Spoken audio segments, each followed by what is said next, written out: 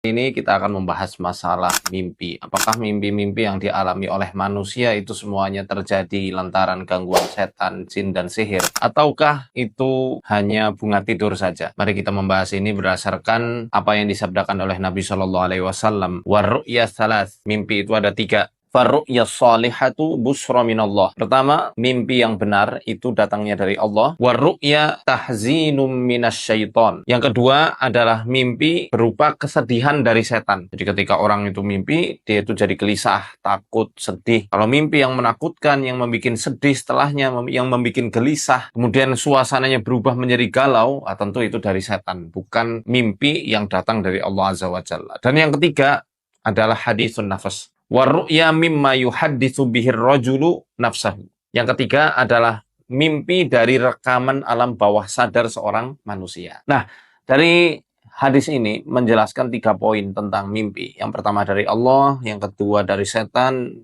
dan yang ketiga ini hanyalah bunga mimpi. Jadi, nggak semua mimpi itu harus kita pusingkan, nggak semua mimpi harus kita pikirkan. Kayak misalnya mimpi gigi tanggal, giginya lepas. Tapi sebelum itu dia sakit gigi tuh. Giginya bolong terus-menerus menyiksa dia setiap waktu. Kalau makan jadi susah. Kemudian ketika mimpi kebawa tuh. Karena setiap harinya dia merasa sakit. Dia kepengen berobat, kepengen nyabut gigi tapi mungkin takut atau mungkin nggak punya duit. Akhirnya ketika mimpi dia merasa seakan-akan gigi yang bolong itu lepas. Nah ini kalau semacam ini keadaannya, bukan berarti orang tuanya atau kerabat dekatnya akan meninggal. Bagaimana yang kita ketahui dalam takwil mimpinya Ibnu Sirin yang menyampaikan bahwa kalau mimpi gigi lepas berarti ada kerabat atau saudara atau bahkan orang tua yang akan meninggal. Nah, ini mesti kita ketahui apakah si pemimpi itu mengidam-idamkan pengen lepas giginya, pengen copot giginya, atau mungkin dia pernah trauma pergi ke dokter gigi tapi gagal dalam operasinya. Ya, kayak saya pernah gagal itu.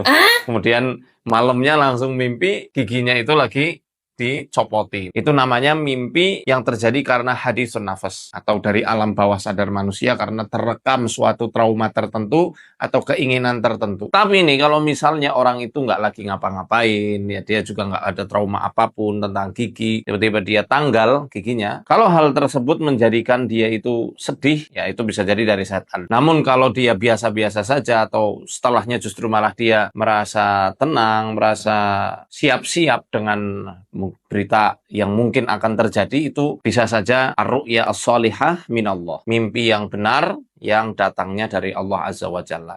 Nah, di sini disebutkan ya tentang mimpi yang benar. Syekh Ahmad Farid mengatakan wa imma an takuna tahdhiran min aduwin aw khatran yantaziruhu hatta ya'khudha lidzalika isti'dadahu wa yatahayya